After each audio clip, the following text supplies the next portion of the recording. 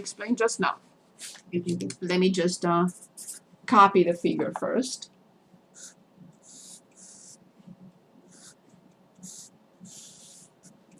So we have 10 feet, and we have 18 feet, and we have 4 feet, and we have 5 feet.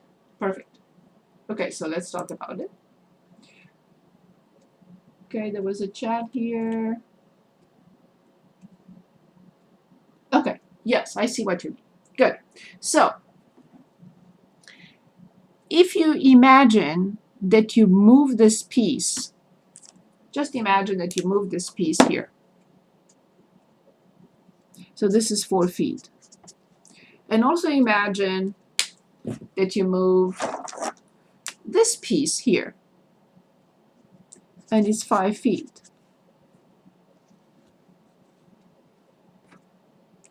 See what happens now?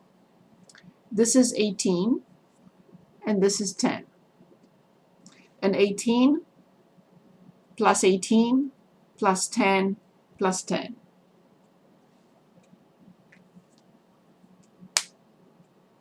Let's say you don't notice that. Well, if we do not notice that, let's see if we have another way. I know that this piece must be 18 minus 5. Well, 18 minus 5 is 13. I also notice that this is 4, which means that this is 6. Because this is 10, this is 4, so this must be 6. So option number 1, the perimeter equals 2 times 18 plus 2 times 10. Option number 2, the perimeter is 18 plus 10 plus 13 plus 4 plus 5 plus 6. Is this better?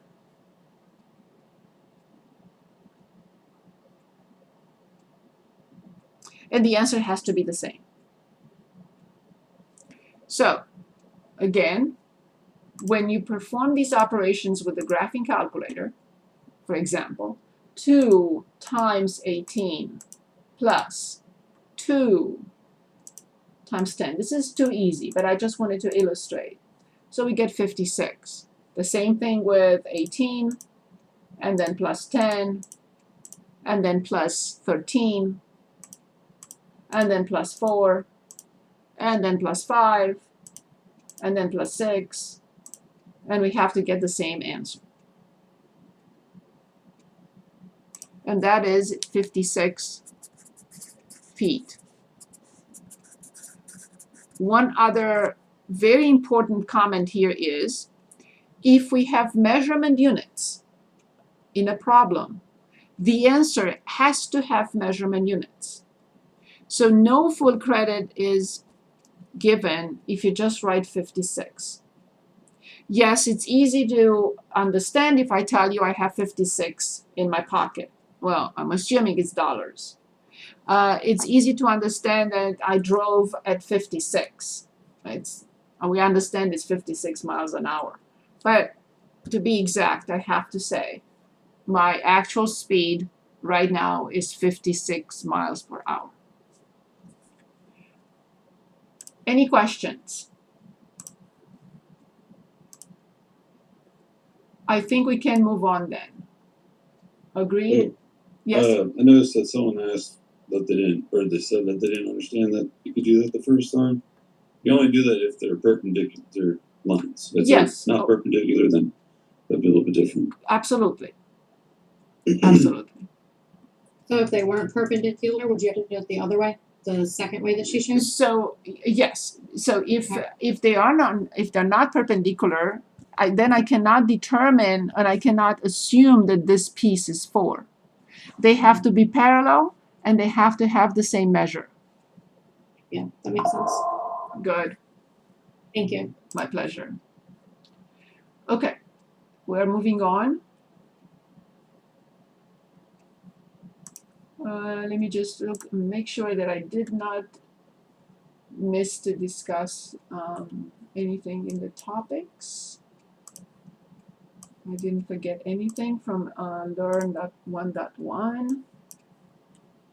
No, adding an integer, yes, adding more than 2, perimeter and applications, done. Okay, perfect. Now we are ready to move on.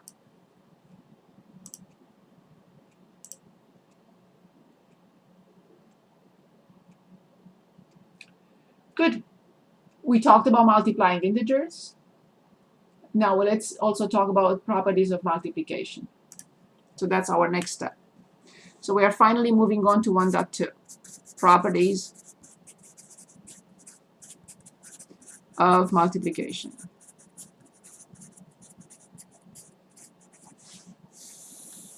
Very important properties.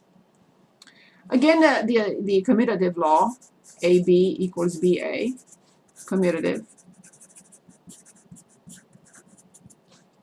Of course, associative.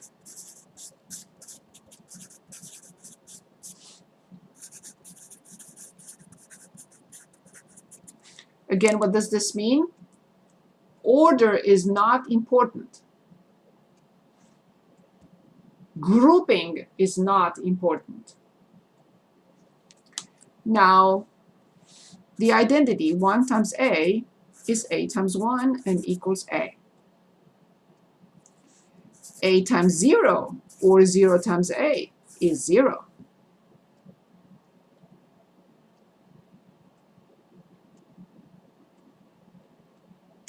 And now, of course, we discuss again the distributive law. The distributive law is a combination. So A times B plus C, or A times B minus C. It's the same property. So the distributive law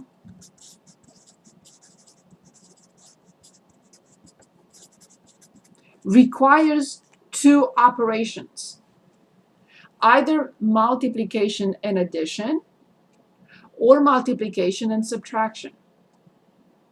If we have only addition but not multiplication, that's not the distributive law. So, in other words, I have to distribute A to both terms. I have to distribute A to both terms. And I would write AB plus AC. In this case, I would write AB minus AC. Something extremely important that we will get to this semester is going backwards. So going this way, I use the distributive law, going this way. Going backwards, we're going to use a different procedure. Not today. This procedure is way more difficult than this one. It's called factoring. It's a sophisticated topic. But of course, this for later. So when we distribute, it's very nice and easy. We multiply A by each term. I should say we multiply each term by A. Same thing here. These are terms. Very important to understand the difference between terms and factors. We need to understand it now forever.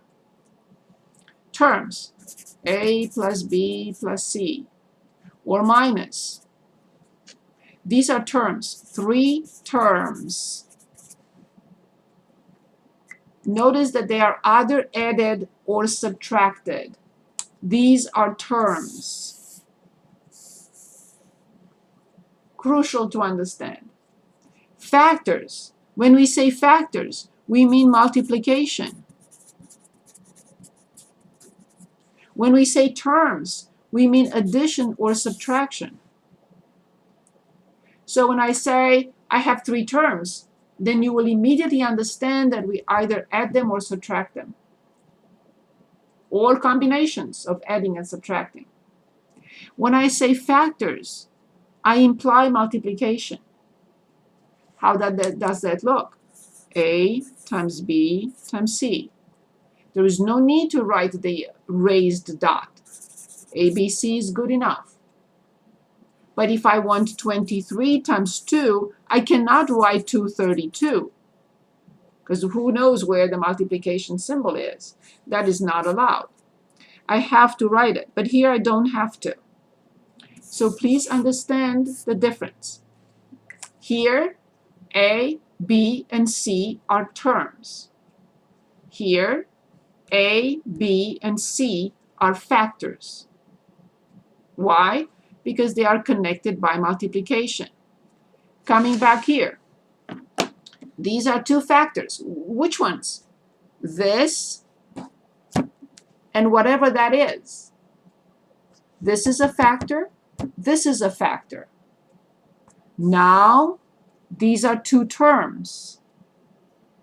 This is a term. This is a term. So after I distributed A to these two terms, I end up with two terms. I distributed a factor to two terms, and I ended up with a sum of two terms. You could say A and B are factors inside this term. I agree. A and C are factors inside this term. I agree. Crucial difference. Good.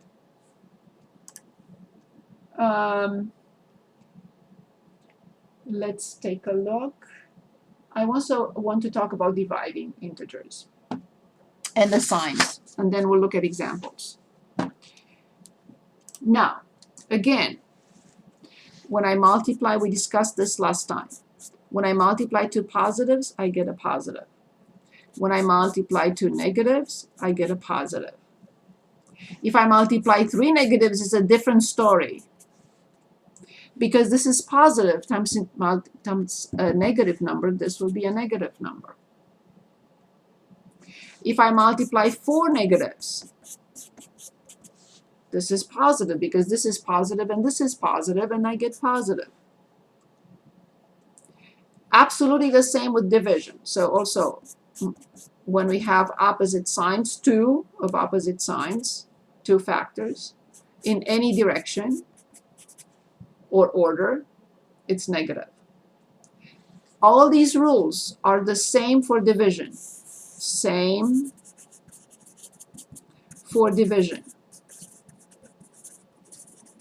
What do I mean by division? A positive divided by a positive, or a negative divided by a negative, and so on and so forth. There is one thing that you have to understand. It's extremely important. Stop me if you have questions, please. Don't let me move on if you have questions. Anybody, please. Unmute yourselves. Sorry about that. Yeah. Quick question. Yes. So if you measure things division. So if you divide plus by plus, You'll get you still positive. get plus? You get the Oh. same, they're all the same order. Divide positive by positive, we get positive. Divide negative by negative, we get positive. We divide three negatives, we get negative. We divide or multiply four negatives, we get positive. All the rules are the same in any order. Is that okay? Yep. Perfect. So now, here's our first question for you. 0 divided by 5. So I have $0, and I want to split my $0 with 5 of you. I choose 5 of you, and I split my 0. How much will everyone get from those 5 students? I choose 5 of you. Exactly. Exactly. Why? You can say it's common sense. True. But I want to show you something extremely important so you understand the next step. Here it is. Any number can be written as a fraction. We did this before. How come? Well, 10 is the same with 10 over 1. 15 is the same with 15 over 1. 1 is the same with 1 over 1. But so is 0. 0 is the same with 0 over 1. Okay, so then I'm going to write 0 over 1 here. And this now becomes something extremely, extremely important. It's called a proportion.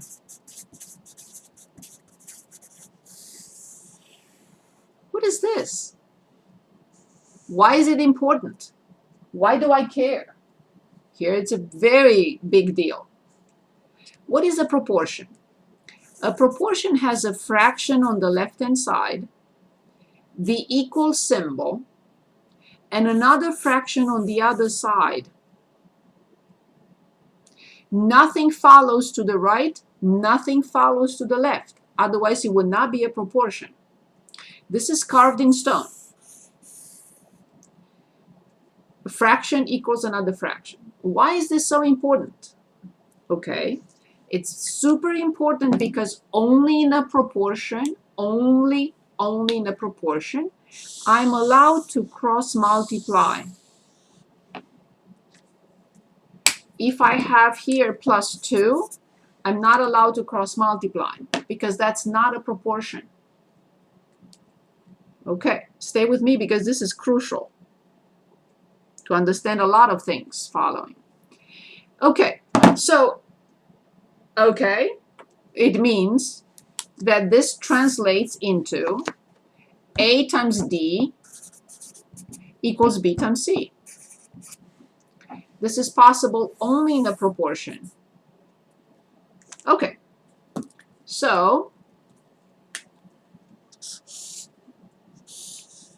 what's the big deal? Allow me to come back here. A few minutes ago, we wrote that 0 over 5 is the same with 0 over 1. It's a proportion. Nothing follows to the sides. So then I can cross multiply. How much is 0 times 1?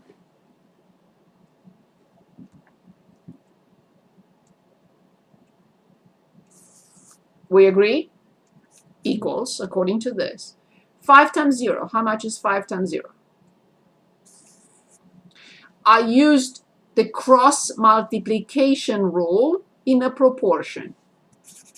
Cross multiplication rule in a proportion. I shouldn't even write this because it's only allowed in a proportion. Never ever in any other situation. Okay, so this was a preparation for our next step. What is the next step? Well, the next step is 5 over 0. So we established that 0 over 5 is 0 and we know why. Excellent. But now I want 5 over 0. And you will say, oh, that's easy. Let's say it's x. I want to determine x. Well, if I write x, it's the same with writing x over 1. X over 1 is the same with x. Y over 1 is the same with y. So I'm going to rewrite this as a proportion as 5 over 0 equals x over 1. Since it is a proportion, and only in a proportion I'm allowed to do what?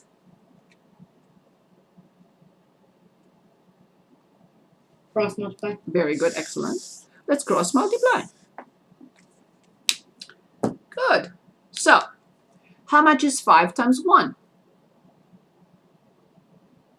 Five. Good. Equals, how much is 0 times x? Here. What is going on? I come in and I tell you, my friends, my students, if you have $5 in your pocket or you have nothing, is the same thing. What will you say? Other than that I lost my mind. That you're wrong. So this is the reason why 5 over 0 does not exist. We don't like to write that. We like a sophisticated word called undefined. but that's what it means. So when we wanted to find out how much is 5 over 0, we couldn't, because we got an impossible, unacceptable statement. That is not possible. It's not acceptable. So obviously, this x, which is any division by 0, any division by 0, not 0 over 0. For 0 over 0, you have to wait till calculus. But any number other than 0 over 0 is undefined. If you don't like this word, fine, just say it does not exist. There is no answer for division by 0. What do you mean by calculus? You have to wait till calculus, which is Okay. Math 191, where Yes. this is explained. I have a question too. What Please, if the numerator is a negative number? I'm sorry? What if the numerator is a negative number? Any number. Okay. Absolutely any number except 0, not 0 over 0. This can be any real number except 0. Because 0 over 0 is something else. 0 over 0, since you're asking, is called indeterminate. This is one of the 7 indeterminate cases. You don't need to remember that because that's still far out for us. Okay? Good. So let's talk about divisibility, and then we can look at examples. Anything else? Other questions for me? Question. Yes, please. So going back to the proportions are just like, they're just equations with strictly just fractions. One fraction, and the equal symbol. And you can always make Okay. it. You can always make it into a fraction. Okay. But only if there is a fraction on the left-hand side of the equal symbol. Only if there is another fraction on the right-hand side, one on the left, one on the right, and just the equal symbol. Nothing to the sides. Okay. Thank you. Thank you. Fraction equal fraction, then I can cross multiply. Good. So let's talk about divisibility of numbers. And what does divisibility mean?